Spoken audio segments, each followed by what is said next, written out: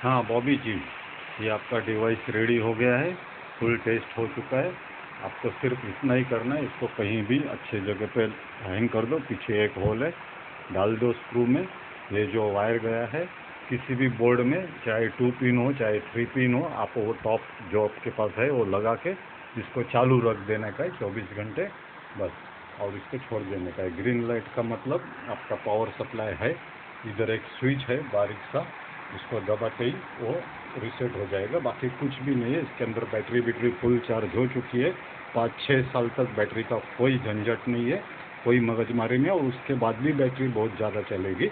तो ये देखो, ये लाइट गई तो ये अलार्म हो गई, ये बंद हो गई इमरजेंसी लाइट। ये पुश बटन छोड़ दिया तो कोई मतलब नहीं उसका, आवाज़ बंद हो गया, इमरजेंसी लाइट भी बंद हो गई।